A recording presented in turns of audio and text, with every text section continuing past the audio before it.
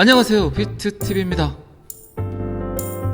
리플 CTO 데이빗 슐츠 XRP 가격이 낮은 이유를 설명을 합니다. 자, 여기서부터는 구독자분들에게만 노출이 되는 영상입니다. 구독, 좋아요 좀 눌러주시고요.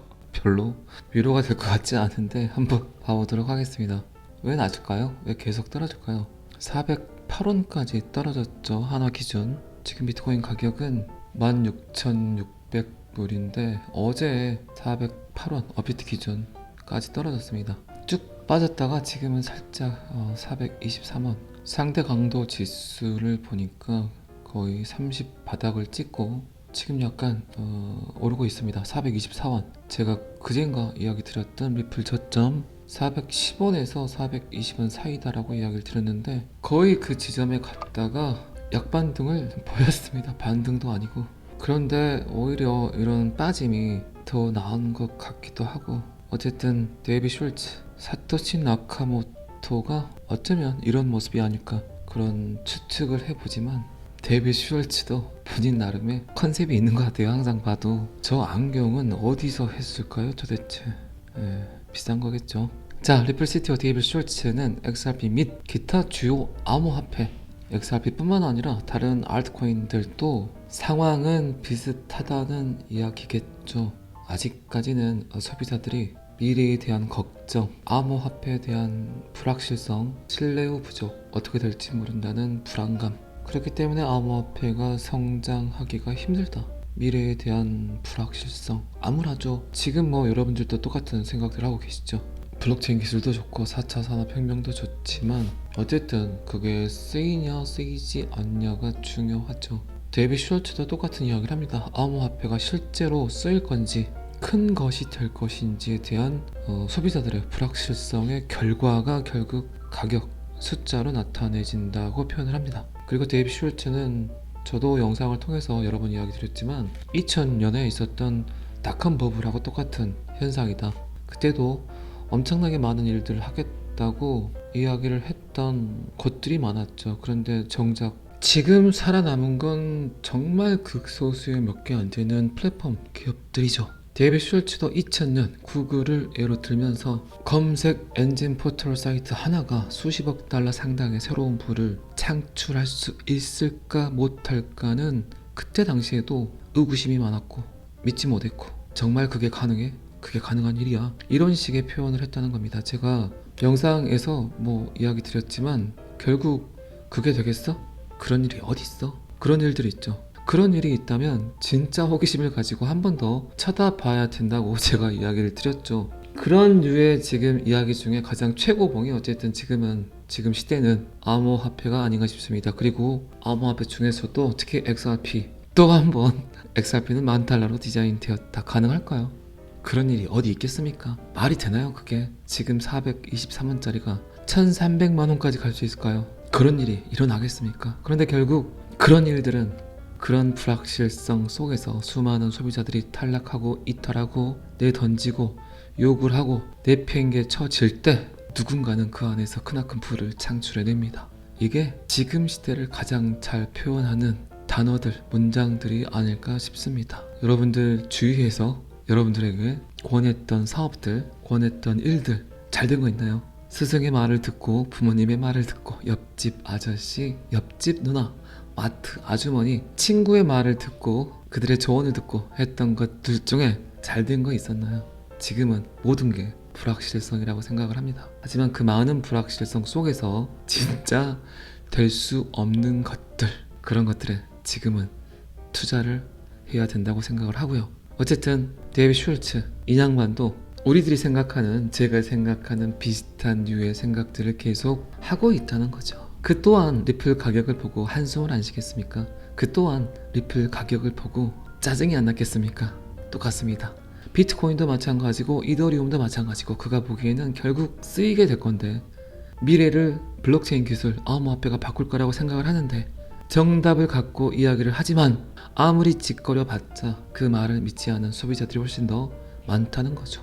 제 영상도 마찬가지죠. 지금 제 영상을 보시는 구독자분들께서도 제가 아무리 짓거리고 떠들고 이거 갈 거다, 지금은 이것뿐이다 라고 설명을 해도, 이야기를 해도 제 말에 대한 100% 믿음은 갖고 있지 않잖아요. 그건 저도 마찬가지입니다. 항상 이야기 드리지만 정말 본인에게 맞는 적당한 금액만큼만 투자를 하시고 지금의 시간들을 견뎌내는 게 맞겠죠. 무리한 투자는 결국 모든 것을 망가뜨릴 수 있습니다. 리플 사지 마세요. 제가 새해에도 똑같은 이야기를 합니다. 어쨌든 서두에도 말씀드렸지만 408원을 찍고 약반등이 나왔지만 하락 후에 반등은 반등 같아 보이지도 않죠. 횡보도 아니고 다른 코인들은 그나마 유지를 하고 있는데 리플만 빠졌다는 거, 그거는 결국 펌핑 준비를 하고 있는 스프링에 가장 크게 압력을 가했을 때 그 시점이 아닌가라는 생각을 합니다.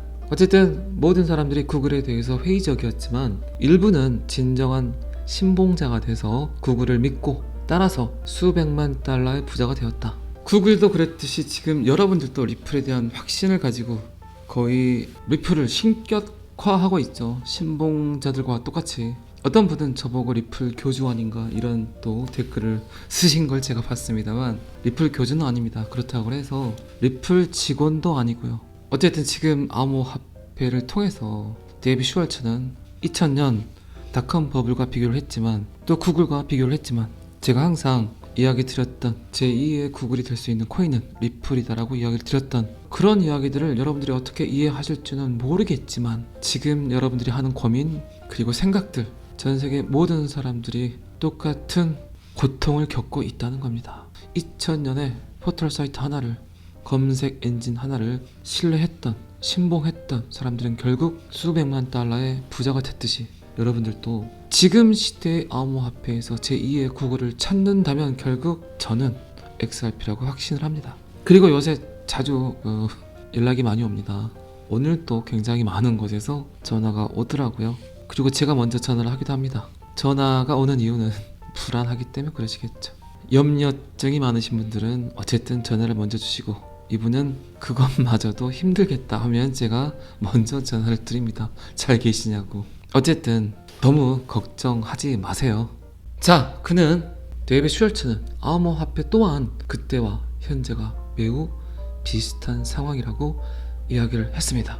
또한 결과적으로 더 많은 사람들이 암호화폐의 미래 잠재력을 확신하는지 여부에 따라서 투자 심리가 오르고 내리면서 가격이 함께 움직이는 경우가 많다. 아주 심플하게 간단히 말해서 시장은 여전히 암호화폐가 어떤 일을 할 건지, 대박이 날 건지 쪽박이 날 건지 파악을 하려고 노력들을 하고 있다. 지금 제 영상을 보시는 구독자분들도 계속해서 알아가고 공부하고 이해하고 있는 것과 똑같은 상황이라는 거죠.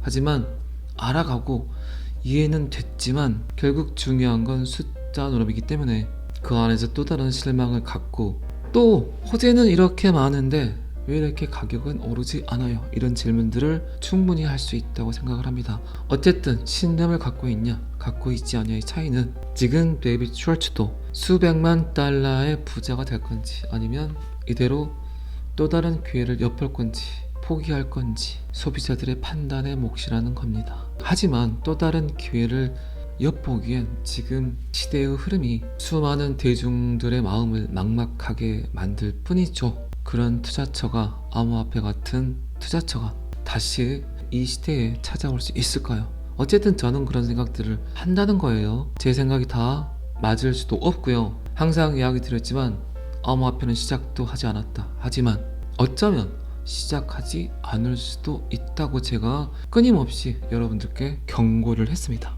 자, 동시에 데이비 슈왈츠는 이런 것들이 사실 그리고 데이터로 뒷받침되지 않은 개인적인 의견이다. 방금 제가 했던 말과 똑같이 나의 말을 100% 신뢰하진 마라. 그리고 그 또한 그의 말과 그의 생각을 동의할 필요는 없다. 생각하는 건 어쨌든 각자의 몫이고 모든 것들은 자유일 뿐이다. 어쨌든 XRP 리플은 SEC의 리플 소송을 둘러싼 불확실성은 암호화폐에서 가장 큰 역풍으로 남아있다. 순풍일 수 있지만 더 크나큰 역풍이 여러분들께 다가올 수 있다는 겁니다. 여러분들은 지금 복불복 게임을 하고 있습니다.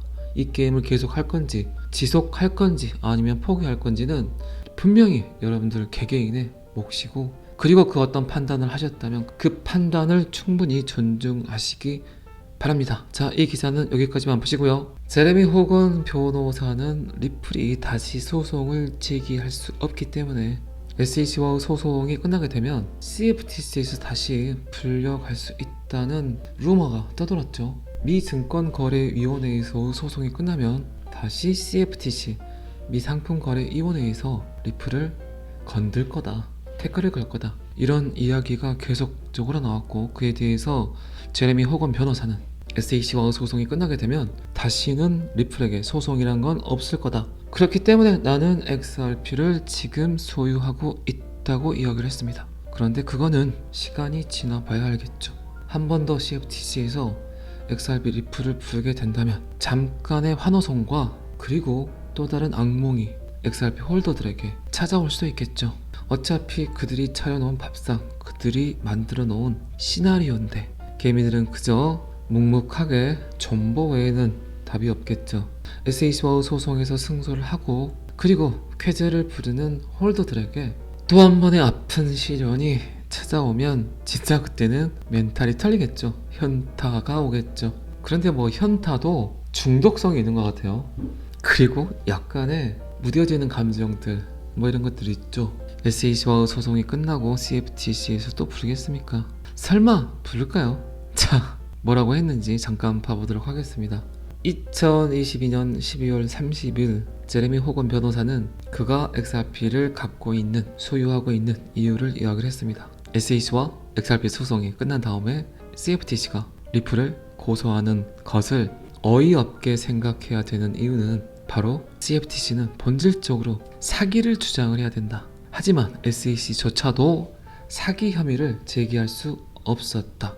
그렇기 때문에 CFTC에서 부를 일은 없다라고 이야기를 했습니다. 그리고 뭐 어제도 이야기했지만 SEC, CFTC는 비트코인만 암호화폐다라고 이야기를 했었고, 그 이유는 아마도 SEC 의장 게리 겐슬러와 그의 전임자 제이 크레이튼의 과거 논평 때문일 것이라고 이야기를 했습니다. 자, 오늘 또 화요일입니다. 항상 운전 조심하시고, 제가 오늘 지금 제주도 일정이 화요일, 수요일, 목요일 있습니다. 어쨌든 방송을 짧게라도 하려고 생각 중이지만 그거는 뭐 변수가 될 수 있기 때문에 제가 정확히 말씀을 못 드리겠는데, 어쨌든 짧게라도 방송을 하는 걸로 하겠습니다.